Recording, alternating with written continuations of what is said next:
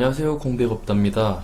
이번 시간에는 도미니언 에너지 회사의 기업 개요와 그리고 최근의 이슈, 그리고 마지막으로 재무제표를 알아보는 순서로 진행해 보도록 하겠습니다.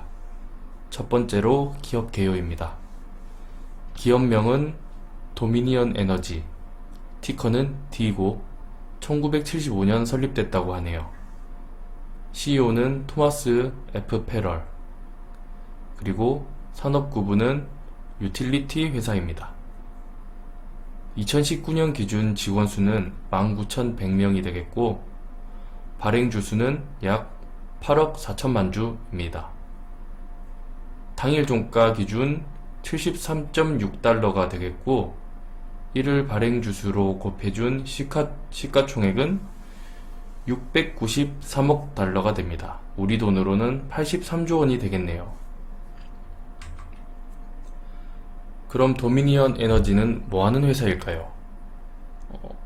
도미니언 에너지 공식 홈페이지에서 알아봤는데요. 20개 주에 700만 명이 넘는 고객들이 버지니아주 리치몬드에 본사를 둔 도미니언 에너지로부터 가정과 기업에 전기 또는 천연가스를 공급하고 있다고 합니다. 그리고 천연가스 저장, 송전, 배급 및 수입, 수출 서비스뿐만 아니고 전기 발전, 송전 및 유통까지 제공하는 1,000억 달러 이상의 자산을 가진, 여기서 말하는 국내는 미국이겠죠.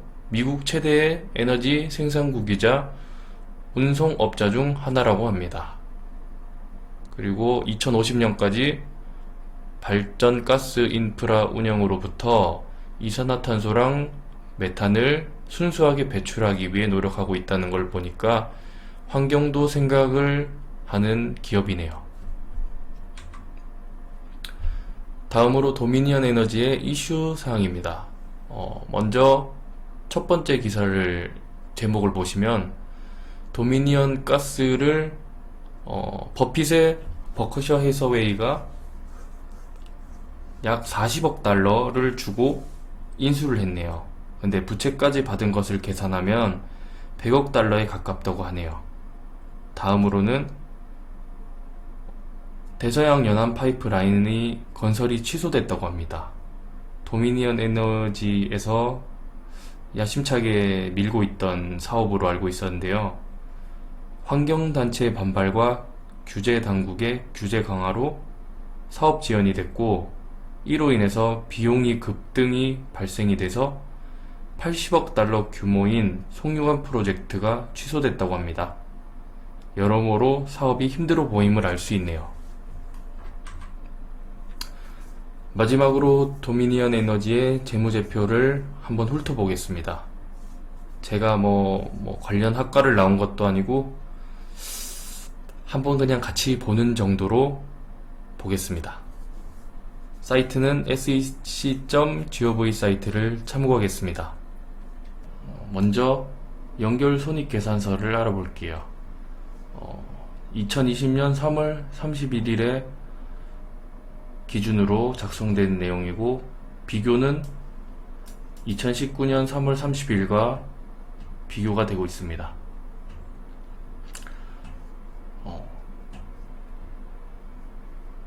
영업수익, 이게 단위가 수백만 달러인데, 단위가 100만 달러인데, 일단 저는 편의상 그대로 읽겠습니다.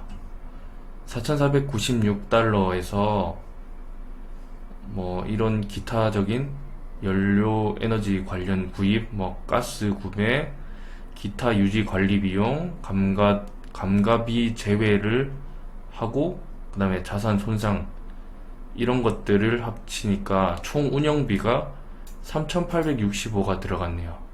그러니까 이 영업 전체 수익에서 운영비를 뺀 631달러가 영업이익이 됩니다.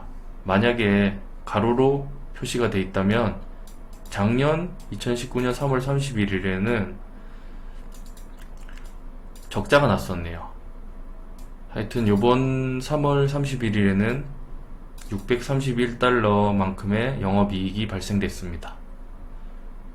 그런데 이 중에서 기타 소득과 이자 관련 수수료 그리고 법인세 등을 내고 나니까 결국에는 당기 손익이 마이너스 270불이 나버렸습니다. 당연히 손익이 나지 않았으니까 한 주당 수익도 적자로 돌아섰네요.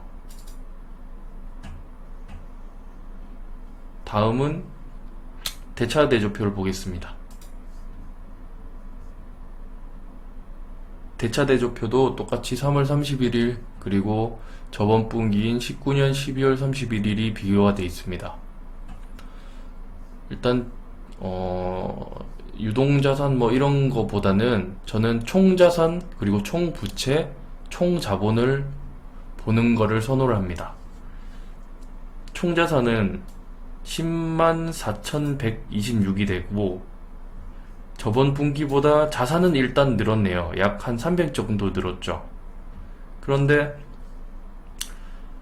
총부채를 보겠습니다. 총부채가 작년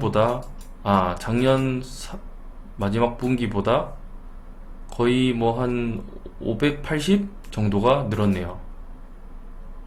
이 말인즉슨 자본은 줄었겠죠. 왜냐면은 자산이 늘고 부채가 늘었으면 자본은 거기에 비례해서 줄었는 게 당연하겠죠. 왜냐면은 자산은 자본 더하기 부채니까요. 그리고 저는 여기 표에서 중요하게 보는 것 중에 하나가 이익잉여금입니다. 결국에는 어떤 형태로든 이익이 회사 내로 녹아들어서 부채의 성격을 띠든 어떤 뭐 부동산의 성격을 띠든 예금의 성격을 띠든 그 이익이 나야만 이 이익잉여금이 증가가 되는데요. 저번 분기보다 거의 뭐 1100이나 줄었음을 알 수 있습니다. 경영이 상당히 악화됐음을 알 수 있는 한 가지 지표로 저는 보고 있습니다. 자본도 3달 전보다 지금 34,000에서 32,700으로 많이 줄었죠. 이런 걸만 봐도 지금 회사 경영 상태가 상당히 힘든 것을 알 수 있습니다. 자, 그러면은 제가 이 세 가지 손익계산서, 대차대조표, 현금흐름표 중에 저는 기업의 현금이 가장 중요하다고 생각합니다. 왜냐면은 손익계산서나 순이익 같은 경우에는 어느 정도 조작이 가능하다고 알고 있거든요. 제가 깊이는 모르지만. 근데 현금흐름표는 조작이 안 된다고 제가 알고 있어요. 그럼 현금흐름표도 볼게요. 보자. 일단 아까 전에 순이익이 마이너스가 났다 했죠. 법인세를 빼고 나서 일단은 마이너스로 출발을 합니다. 그런데 현금은 아까 전에 감가상각이 759가 잡혀 있었는데 이거는 감가상각비를 따로 쟁여놓은 거기 때문에 일단 현금은 사라지지 않은 현금이죠. 그래서 이거는 영업활동 현금 흐름에는 플러스가 됩니다. 그리고 기타 수수료 뭐 이런 것들이 아직 뭐 지불이 안 돼 있어서 이제 플러스가 잡혀 있고, 이런 여기서 플러스로 잡힌 거는 다 더해주면 되고 마이너스는 다 빼주면 됩니다. 이렇게 하니까 현금은 실제로 영업활동을 해서 얻은 현금은 1633, 현금으로 보면 저번 분기보다는 한 500 정도가 늘었네요. 현금 흐름은 1630, 그리고 투자활동은 마이너스 1640. 영업해서 번 활동비보다 투자를 더 많이 해버렸네요. 그러면 어떻게 해야겠죠? 돈을 빌려와야겠죠. 여기 밑에 금융활동을 보시면 단기부채를 1279, 그리고 채권도 500을 발행해서 돈을 끌어왔습니다. 장기채무도 발행해서 뭐 발행한 만큼 갚았기 때문에 이건 별 의미가 없고요. 배당금도 788달러를 지급했습니다. 가뜩이나 돈이 없어서 부채를 끌어다가 써서 지금 배당을 준 거를 알 수 있네요. 그렇죠? 배당 투자자분들은 이 점 유의해서 앞으로 배당 컷이 발생할 확률이 높다는 것을 인지하고 투자를 하셨으면 좋겠네요. 여기까지 도미니언 에너지 나름대로의 분석이라면 분석을 해봤습니다. 처음 이런 형식으로 찍은 영상이 어떠셨을까 모르겠는데 투자에 도움이 되길 바라면서 이만 마치겠습니다. 감사합니다.